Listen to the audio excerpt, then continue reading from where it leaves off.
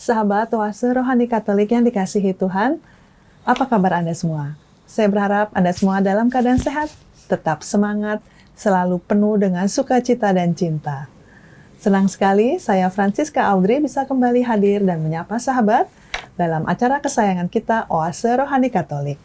Pada hari ini, kita dan bersama seluruh umat beriman merayakan pesta pemuliaan salib suci. Kami mau mengucapkan selamat kepada para romo yang tergabung dalam Ordo Salib Suci yang pada hari ini merayakan hari ulang tahunnya. Sahabat yang terkasih, pada hari ini kita akan mendapatkan inspirasi-inspirasi rohani yang akan dibawakan oleh Romo Diosesan Alfonsus Setia Gunawan. Romo Gunawan, terima kasih Romo. Selamat ketemu lagi. Ya, gimana kabar? Baik Romo. Luar biasa. Ya. Terima kasih ya Romo sudah berkenan memberikan inspirasi yang pasti sangat menyentuh hati, pasti sangat luar biasa untuk hari ini Romo. Ya. Baik sahabat Oase Rohani Katolik yang dikasihi Tuhan, seperti biasa kita akan mengawali perjumpaan kita dengan mengucap syukur kepada Tuhan yang akan dibawakan dalam doa pembuka yang akan dipimpin oleh Romo Gunawan. Monggo Romo. Mari kita mengawali perjumpaan kita dengan doa. Dalam nama Bapa dan Putra dan Roh Kudus. Amin. Allah yang Maha Kasih, kami bersyukur kepadamu karena hari ini bersama dengan seluruh umat Katolik sedunia, gereja merayakan pesta salib suci.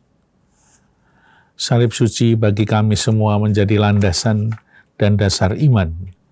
Karena melalui penderitaan Yesus disalib dan kebangkitannya, kami semua boleh memandang surga yang terbuka, boleh punya harapan akan kemuliaan abadi.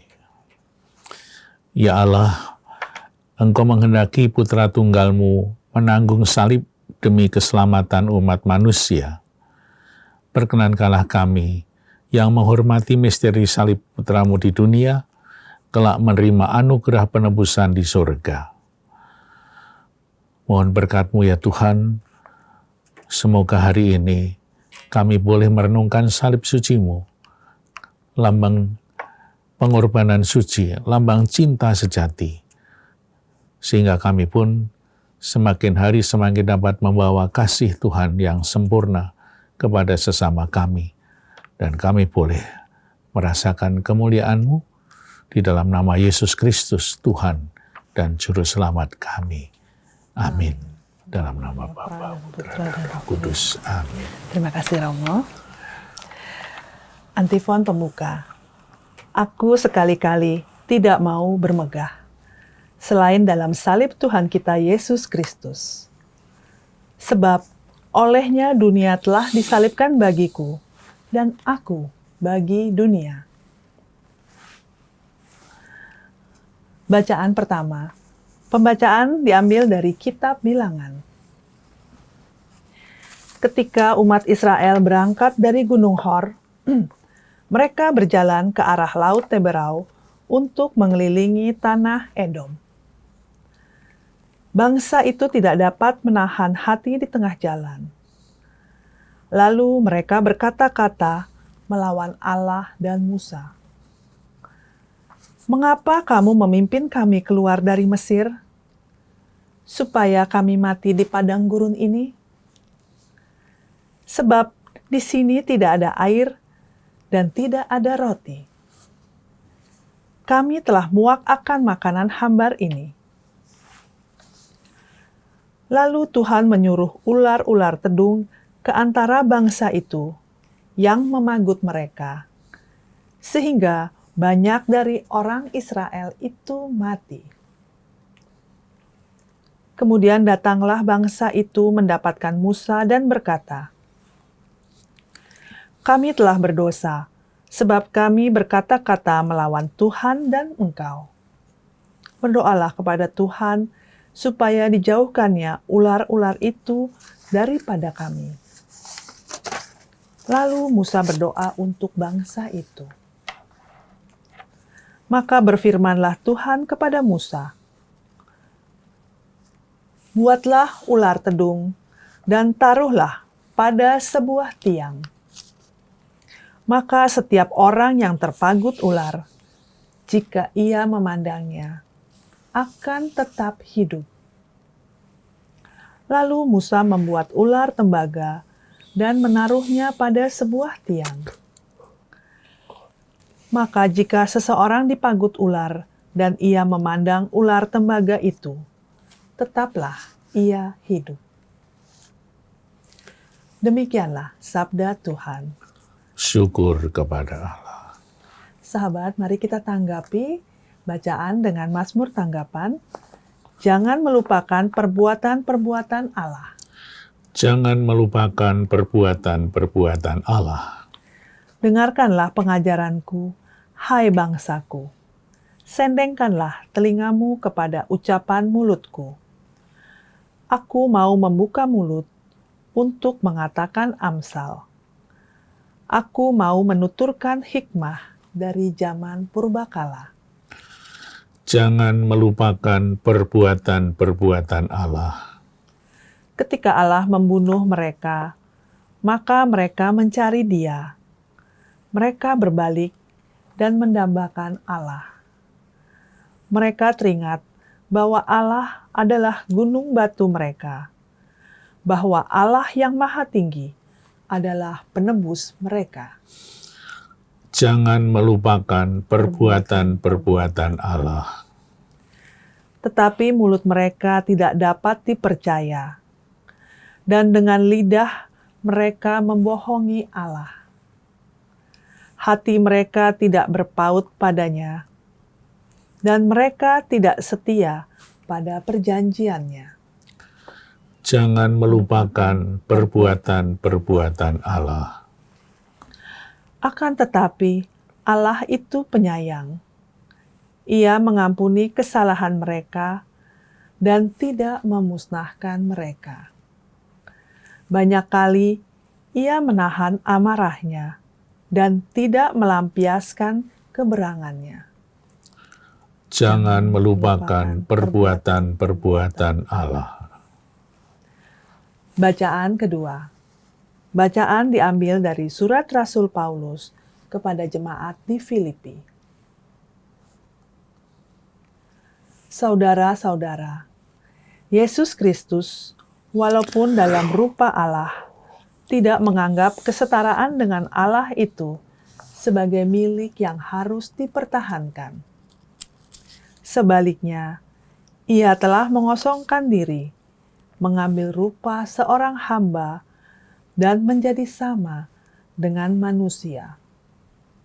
Dan dalam keadaan sebagai manusia, Ia telah merendahkan dirinya dan taat sampai wafat, bahkan sampai wafat di kayu salib. Itulah sebabnya Allah sangat meninggikan Dia dan menganugerahinya nama di atas segala nama, supaya dalam nama Yesus bertekuk lutut segala yang ada di langit dan yang ada di atas serta di bawah bumi. Dan bagi kemuliaan Allah Bapa, segala lidah mengaku Yesus Kristus adalah Raja. Demikianlah sabda Tuhan. Syukur kepada Allah. Sahabat Oase Rohani Katolik yang dikasihi Tuhan, sekarang mari kita siapkan hati untuk mendengarkan pembacaan Injil. Haleluya, haleluya. Haleluya, haleluya. Ya Kristus, kami menyembah dan memuji Engkau, sebab dengan salib-Mu Engkau telah menebus dunia.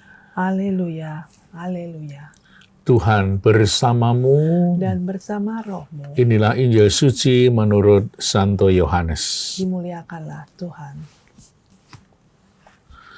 Dalam percakapannya dengan Nikodemus, Yesus berkata, "Tidak ada seorang pun yang telah naik ke surga, selain Dia yang telah turun dari surga, yaitu Anak Manusia. Dan sama seperti Musa meninggikan ular di padang gurun, demikian juga Anak Manusia harus ditinggikan, supaya setiap orang yang percaya kepadanya beroleh hidup yang kekal. Karena begitu besar kasih Allah akan dunia ini, sehingga Ia telah mengaruniakan anaknya yang tunggal, supaya setiap orang yang percaya kepadanya tidak binasa, melainkan beroleh hidup yang kekal. Sebab Allah mengutus anaknya ke dalam dunia, bukan untuk menghakimi dunia, melainkan untuk menyelamatkannya. Demikianlah sabda Tuhan. Terpujilah Kristus. Romo Gunawan, hari ini bacaannya berat ya Romo. Dan kita sering mendengar ya Romo bacaan-bacaan di hari ini ya Romo ya. Iya. Nah, Romo, inspirasi rohani apa Romo yang bisa kita dapatkan? Ya, sekarang ini tanggal 14 September, seperti yang ditetapkan dalam gereja berabad-abad ini, tanggal 14 September kita bersama-sama merayakan pesta salib suci yang dimuliakan.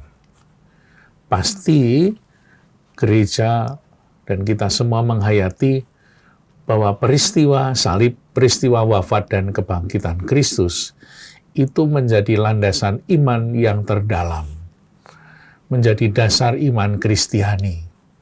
Karena berkat wafat dan kemudian kebangkitan Kristus, gereja lahir. Gereja mulai hidup, mulai adanya umat Kristiani yang mewartakan iman akan kebangkitan. Maka peristiwa salib itu menjadi sebuah titik atau tonggak sejarah di mana umat Kristiani mempunyai landasan iman yang sangat mendasar, sangat kokoh, yaitu wafat dan kebangkitan Kristus. Santo Paulus sendiri pernah mengatakan, kalau Yesus tidak bangkit, maka sia-sialah iman kita. Perayaan atau pesta salib suci ini ada sebuah kisah yang disebut legenda. Legenda boleh dipercaya, boleh enggak. Tetapi ini semua dicatat di dalam sejarah gereja. Pasti kita juga menjadi percaya. Waktu itu sekitar abad keempat awal, itu ibunya Konstantinus, Kaisar Roma, namanya Helena, itu berziarah ke Yerusalem. Dan dia ingin sekali ketemu dengan salib Yesus. Dan akhirnya dari bongkaran-bongkaran, penggalian-penggalian di Yerusalem itulah ceritanya ditemukan salib Yesus. Ya, maka kemudian dirayakan oleh seluruh gereja. Maka kemudian tanggal 14 September tahun 326 itu ditetapkan sebagai pesta salib suci. Ya, ceritanya ada bermacam-macam ya, ada panjang, ada mukjizat segala itu, tapi intinya adalah bahwa kita mau merayakan wafat dan kebangkitan Kristus sebagai landasan iman Kristiani. Itulah yang kemudian ditetapkan sebagai perayaan salib suci dan direnungkan dalam bacaan-bacaan tadi.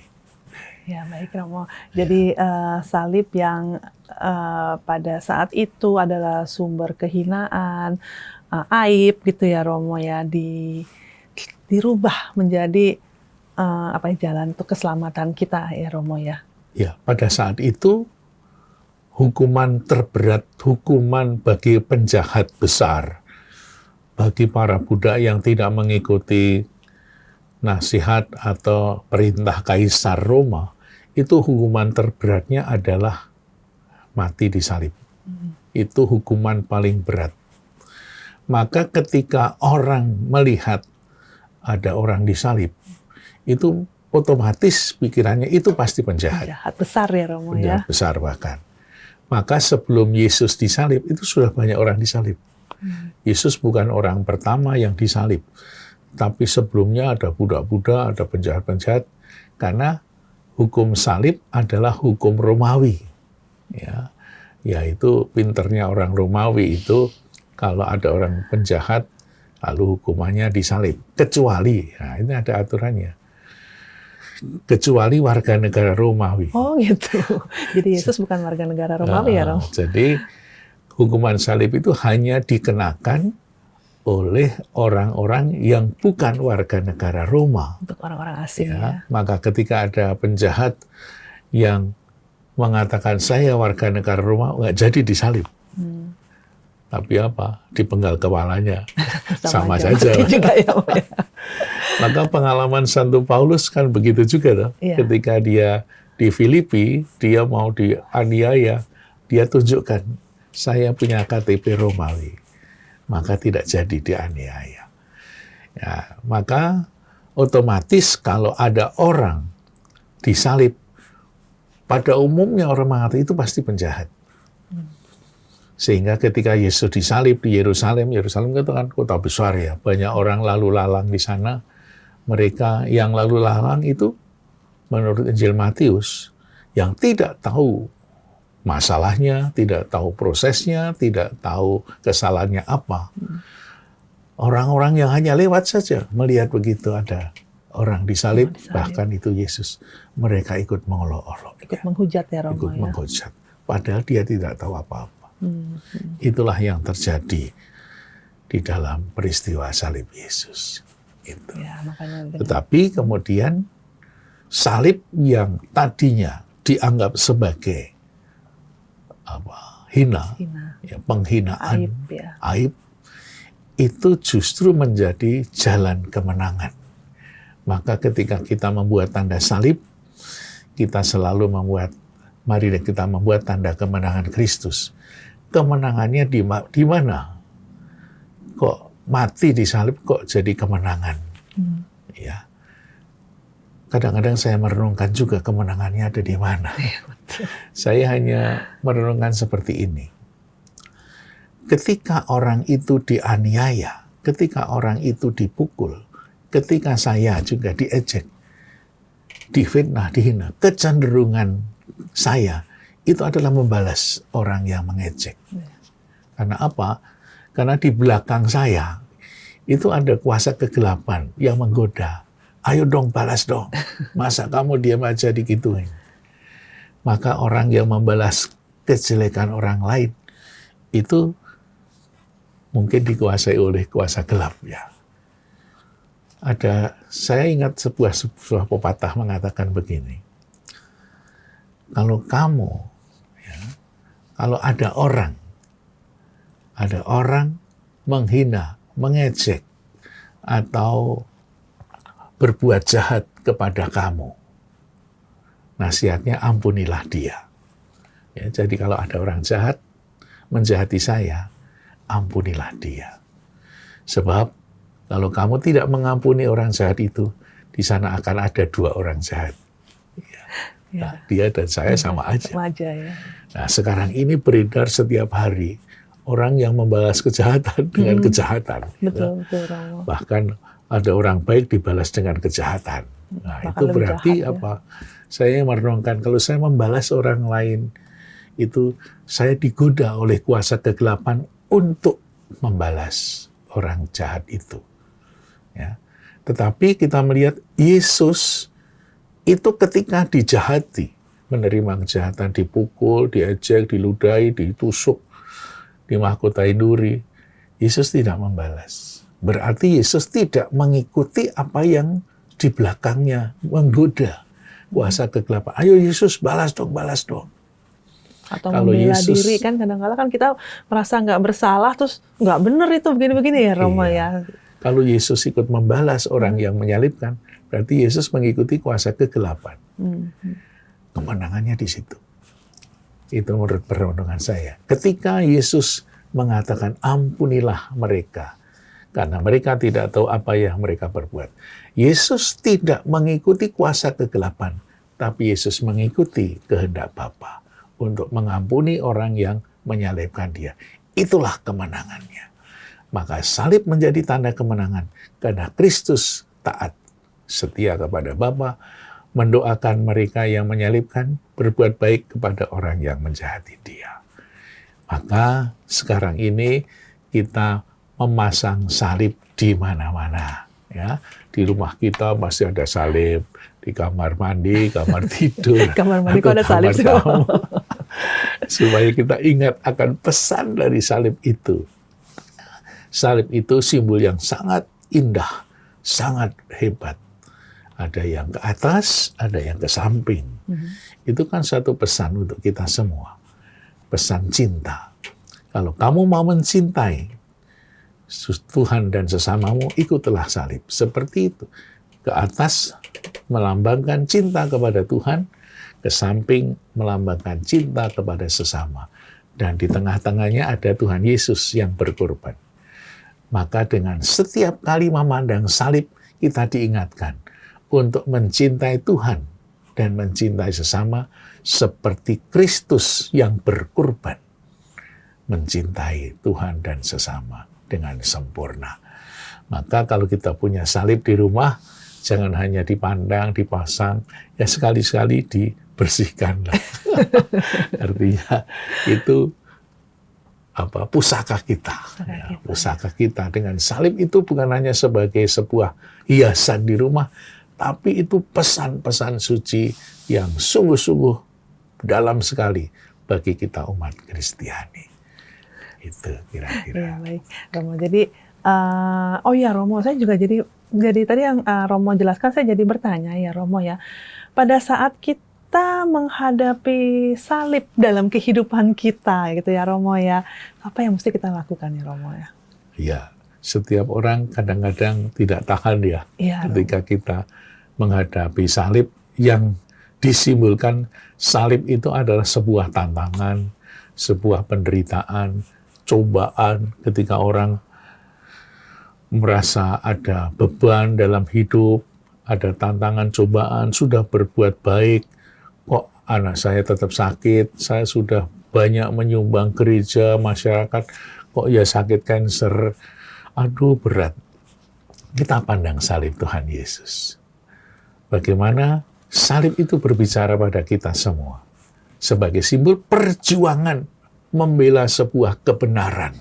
Ya, kan Yesus waktu diadili kan membela kebenaran. Orang-orang kecil, orang-orang yang tak berdaya, semua dirangkul, dibela. Akhirnya apa? Yesus dianggap sebagai pengkhianat. Ya, pengkhianat Taurat. Akhirnya dibunuh. Dan disitulah Yesus memperjuangkan kebenaran. Demi kebenaran dia rela mati di kayu salib. Maka kalau kita juga sering menghadapi atau kadang-kadang menghadapi seperti itu, marilah kita pandang salib Yesus. Yesus kuat dalam memangku salib, kita pun juga menjadi anak-anaknya diharapkan tetap setia apapun yang terjadi, karena seluruh penderitaan, tantangan, cobaan itu bersifat sementara, akan berbuah indah pada waktunya. Baik, Romo. Amin, Romo. Sahabat Oase Rohani Katolik yang dikasihi Tuhan, kita akan jeda sejenak untuk merenungkan inspirasi rohani yang disampaikan oleh Romo Gunawan. Bagaimana sikap kita dalam menghadapi salib dalam kehidupan kita? Bagaimana kita menanggapi salib yang kita buat dalam sehari-hari, dalam sebelum berdoa, ataupun salib yang ada di rumah kita, di tempat-tempat yang yang menurut kita itu adalah tempat-tempat khusus. Dan kita akan kembali untuk mendapatkan inspirasi rohani di sesi yang kedua. Tetaplah bersama kami.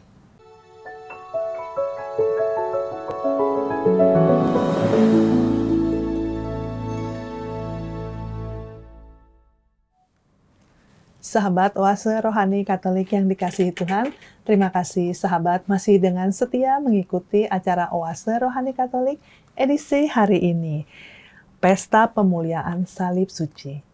Bagi sahabat yang akan mengirimkan pertanyaan ataupun ada berbagi sharing pengalaman-pengalaman, silahkan mengirimkannya melalui email ke orkkaj2021@gmail.com atau juga bisa dikirimkan melalui pesan WhatsApp ke nomor 0881 0251 33438. Baik sahabat Oase Rohani Katolik, masih bersama dengan Romo Diosesan Alfonsus Setia Gunawan dan saya Francisca Audrey. Kita akan melanjutkan untuk mendapatkan inspirasi rohani dari bacaan pada hari ini. Romo Gunawan, mungkin Romo bisa menyimpulkan sedikit ya Romo tadi yang inspirasi yang Romo bagikan di sesi yang pertama ya Romo. Iya. Bapak Ibu yang terkasih dan saudaraku, kita baru saja membicarakan tentang salib suci. Apa yang mau kita imani di dalam salib itu, bahwa salib itu pasti mengajak kita semua untuk masuk dalam sebuah peristiwa di Golgota. Di sana Yesus yang berjuang untuk memperjuangkan kemanusiaan kita, keselamatan manusia, yang akhirnya disalib dan bangkit dari kematian, itu menjadi dasar iman Kristiani. Jadi kalau kita ditanya oleh umat atau oleh siapapun, apa sih dasar iman Katolik, dasar iman Kristiani? Dasar iman Kristiani adalah wafat dan kebangkitan Kristus. Itulah kesimpulannya yang kita bicarakan. Oleh karena itu kita senantiasa, bahkan setiap hari, itu merayakan peristiwa itu sebagai landasan hidup. Begitu kita bangun pagi, kita membuat tanda salib. Begitu kita bekerja, kadang-kadang di mobil, banyak orang membuat tanda salib untuk mengingatkan kita. Dalam Ekaristi juga tanda salib, dimanapun kita. Karena tanda salib atau salib Kristus, wafat dan kebangkitan Kristus, menjadi dasar iman Kristiani. Dan ya Romo, dan itu salib itu kita dapatkan dari sejak kita pertama lahir sampai kita meninggalkan dunia ini itu selalu serta kita ada ya, tanda salibnya. Ya. Baik, Romo, mungkin Romo mau memberikan inspirasi dari bacaan-bacaan hari ini mungkin Romo? Ya, ketika kita merenungkan salib Yesus, kita diingatkan akan sebuah peristiwa yang mungkin sedikit atau kurang lebih mirip-mirip dengan peristiwa salib Yesus yang diyakini wafat dan kebangkitan Yesus membawa keselamatan. Ternyata dalam perjanjian lama, umat Israel punya pengalaman yang kurang lebih sama. Ketika orang-orang Israel yang keluar dari Mesir, itu pada ngomel-ngomel, pada mengeluh, lebih enak di Mesir, makan enak di sana, di sini kita di padang gurun panas, menderita. Walaupun jadi budak sama ya Romo Musa, ya. jadi budak. Meskipun di sana jadi budak, lebih enak katanya. Maka banyak orang yang ngomel, marah kepada Tuhan, akhirnya mati, digigit ular. Lalu Musa mengatakan, memohon kepada Tuhan, supaya mereka, umat Israel, tidak mati semua. Lalu Tuhan minta supaya Musa membuat ular tendung dengan memakai baja, tembaga itu. Lalu dibuatlah siapa yang digigit, lalu memandang ular itu akan diselamatkan. Maka itu dikutip karena apa? Nilai keselamatan itu itulah yang mau disampaikan dalam kitab suci ini. Seperti orang-orang yang memandang ular tembaga itu menjadi hidup dan selamat. Nah, orang-orang yang berdosa, siapa yang percaya akan salib Yesus, salib keselamatan, juga akan mendapatkan kehidupan. Itulah yang mau dipesankan dalam bacaan itu. Sekarang ini kalau kita pergi ke Gunung Nebo, pernah ke sana ya Mbak ya? Belum Romo. Ke Gunung Nebo tempat Musa wafat ya. Akhir dari perjalanan Musa hanya sampai ke Gunung Nebo, tidak sampai ke Yerusalem. Di sana, di belakang gereja, itu ada semacam bangunan yang menggambarkan ini, bacaan ini. Ada tiang tinggi, di situ ada gambar ular. Nah, ya. Lalu ditulisi di sana, siapa yang memandang ular akan selamat. Itu sebagai kenangan bahwa setiap orang yang percaya kepada Kristus dalam perjanjian baru, siapa yang berserah diri kepada Kristus Sang Juru Selamat, dia juga akan menerima keselamatan di rumah Bapa di surga. Ya. Romo, ini kok jadinya ini ya Romo, berarti di sini adalah Kristus itu di perjanjian lama disinergikan dengan ular ya Romo ya. Rupa-rupanya punya pengalaman yang sama, ya, pengajarannya keselamatan yang penting. Ternyata setiap orang itu pernah mengalami rahmat keselamatan dari zaman ke zaman. Rupa-rupanya dalam perjanjian lama itu Musa juga sudah mewartakan tentang Allah yang menciptakan, Allah yang menyelenggarakan, Allah yang membawa selamat bagi setiap manusia.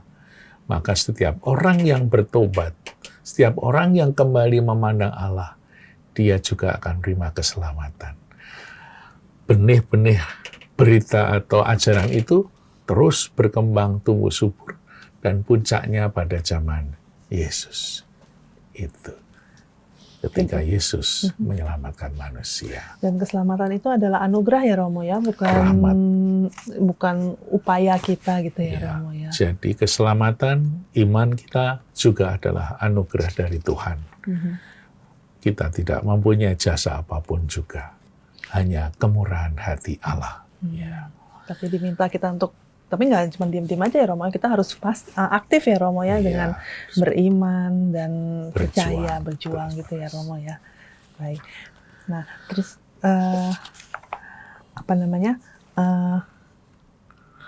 ditegaskan juga di dalam Injil Yohanes. Ini ayat ini sangat terkenal ini. Iya betul. Ya, ketika Yesus berbicara dengan Nikodemus. Nikodemus adalah seorang Farisi yang kelompok Farisinya bermusuhan dengan Yesus. Ya. Tetapi Nikodemus merasakan sesuatu yang berbeda ketika bertemu dengan Yesus. Mereka merasa pandangan orang Farisi itu keliru ketika bertemu dengan Yesus. Maka kemudian Nikodemus berguru secara pribadi pada waktu malam. Seperti orang yang pergi ke mbah dukun itu kan malam-malam. Biar nggak ketahuan. Kalau ketahuan nanti dikeluarkan ya Romo. Maka Nikodemus itu luar biasa ini. Dia ingin konsentrasi penuh, tidak ada orang yang mengganggu, dia datang-datang pada waktu malam. Lalu akhirnya apa? Dia mendapatkan satu inspirasi dan pemahaman iman yang luar biasa, yang akhirnya Nikodemus menjadi murid Yesus yang setia. Ayat 16 ini seringkali dikutip. Yohanes bab 3 ayat 16 ini menjadi sebuah kesimpulan dari iman Kristiani. Ya. Karena setiap orang karena begitu besar kasih Allah akan dunia ini, sehingga ia telah mengaruniakan anaknya yang tunggal, supaya setiap orang yang percaya kepadanya tidak binasa, melainkan beroleh hidup yang kekal. Inilah sebuah ayat suci yang menggambarkan atau mengungkapkan iman Kristiani, bahwa kehadiran Yesus di dunia ini adalah cinta, karena cinta kepada manusia. Cinta Bapa diungkapkan di dalam peristiwa Yesus yang datang ke dunia. Karena kasih Allah akan dunia, maka Allah mengutus putranya yang tunggal, supaya orang yang percaya tidak binasa, melainkan beroleh hidup yang kekal. Luar biasa ya cintanya. Bahkan cinta itu diungkapkan, diwujudkan dalam sebuah pengorbanan suci. Mati di kayu salib itu tanda cinta. Maka kita bisa belajar cinta itu penuh pengorbanan ya. Kalau tidak ada pengorbanan, nggak ada cinta. Bukan cinta ya, Romo. Jadi apa dong? Jadi hanya semu aja. Ya. Saya mencintai kamu, tapi saya nggak mau ngasih duit kamu. Mau dong. Maka suami istri yang saling mencintai itu pasti banyak pengorbanannya. Itulah tanda cinta sejati. Maka cinta bukan hanya soal uang, tetapi soal diri. Kita memberikan diri kita. Maka seorang suami yang mencintai istri tidak hanya memberikan uang setiap bulan, tapi memberikan dirinya sendiri. Inilah cintaku padamu. Itulah Kristus. Kristus memberikan dirinya, bahkan nyawanya sendiri, diberikan kepada dunia supaya manusia diselamatkan. Permenungan itu juga sudah dikembangkan oleh Paulus dalam suratnya kepada umat di Filipi tadi. Ya. Bahkan surat Paulus kepada umat di Filipi bab 2 ayat 6-11 itu berupa madah, berupa sebuah himne. Bagaimana dan siapa Yesus dihayati secara mendalam. Bagaimana Yesus dari surga datang ke dunia, dia menjadi manusia, bahkan manusia yang paling hina, yaitu manusia yang mati di kayu salib. Seperti tadi, orang yang disalib adalah manusia yang paling hina pada zaman itu. Dan Yesus mau masuk di sana, supaya setiap orang yang juga dihina, merasa dikucilkan, dapat bertemu dengan Yesus. Ya, karena Yesus masuk di dalam dunia orang-orang, bukan orang-orang atas, bukan orang-orang biasa, tapi orang-orang yang terhina. Orang-orang yang berdosa, orang-orang yang tak diselamatkan. Ketika Yesus masuk sana, bertemu dengan orang-orang yang menderita, dan Yesus mengangkatnya. Karena apa? Dalam Yesus ada keselamatan. Ya. Maka itulah sebabnya Allah sangat meninggikan dia dan menganugerahi nama di atas segala nama, supaya dalam nama Yesus bertekuk lutut. Ya. Segala yang ada di langit dan ada yang di atas dan di bawah bumi. Ya. Kalau yang di atas itu dikatakan Yesus ditinggikan itu artinya disalib. Ya. Maka Yesus ditinggikan di atas puncak Gunung Golgota disalib. Maka salib itulah yang membawa keselamatan bagi kita. Maka marilah kita senantiasa membuat tanda salib, kita menghormati salib kita merenungkan salib yang memberikan pesan-pesan suci untuk mencintai Tuhan dan sesama dengan segenap hati, segenap jiwa, akal budi dan kekuatan kita. Selamat berjuang untuk bersama Yesus yang tersalib dan bangkit dari kematian. Amin Romo. Sahabat Oase Rohani Katolik yang dikasihi Tuhan, kita diingatkan kembali untuk bahwa salib itu adalah identitas kita sebagai seorang Katolik, ya, sebagai seorang beriman. Oleh karena itu, salib itu selalu kita bawa dalam hidup kita, dalam keseharian kita, dalam apapun langkah kita. Karena salib itu adalah sumber keselamatan bagi kita. Sahabat Oase Rohani Katolik yang dikasihi Tuhan, kita sudah sampai di penghujung perjumpaan kita pada hari ini. Kita akan tutup pertemuan kita pada hari ini dengan doa penutup dan berkat Tuhan yang akan disampaikan melalui Romo Gunawan. Silakan Romo. Dalam nama Bapa dan Putra dan Roh Kudus. Amin. Tuhan yang Maha Kasih, kami bersyukur kepadamu karena kami pada pesta salib suci ini boleh mendapatkan inspirasi yang sangat dalam tentang keselamatan yang Kau perjuangkan melalui salib, melalui penderitaan, wafat, dan kebangkitan-Mu. Semoga kami semua yang senantiasa bersimpuh di bawah salib-Mu boleh mendapatkan kekuatan rohani yang begitu besar, sehingga apapun yang kami alami, sekalipun kami harus memanggul salib ketika kami memperjuangkan kebenaran dan kebaikan, kami tetap boleh setia seperti Engkau setia kepada Bapa sampai mati di kayu salib. Mohon berkat-Mu ya Tuhan, supaya dalam hidup sehari-hari, kami sebagai umat Kristiani yang telah berikrar untuk mengikuti Engkau, dari awal hingga akhir, tidak pernah putus asa, tidak pernah ingkar janji, tetapi tetap setia dalam perjuangan bersama dengan seluruh gereja, karena kami yakin buah dari kesetiaan adalah kemuliaan surgawi. Maka berkatilah kami ya Tuhan, supaya kami tetap kuat dan setia sampai akhir. Demi Kristus Tuhan dan pengantara kami. Amin. Tuhan bersamamu, Dan bersama rohmu. semoga kita semua selalu diberkati oleh Allah yang Maha Kuasa, Bapa dan Putra dan Roh Kudus. Amin. Amin. Terima kasih Romo. Sahabat oase rohani Katolik yang dikasihi Tuhan, Romo Diosesan Alfonsus Setia Gunawan dan saya Francisca Audrey, kami pamit undur diri. Terima kasih atas kebersamaan kita untuk hari ini. Selamat melanjutkan hari ini, selamat berbagi kasih kepada orang-orang yang kita cintai, dan selamat memaknai salib yang telah membawa kita, telah membebaskan kita dari dosa dan memberikan kita kemuliaan. Sampai jumpa.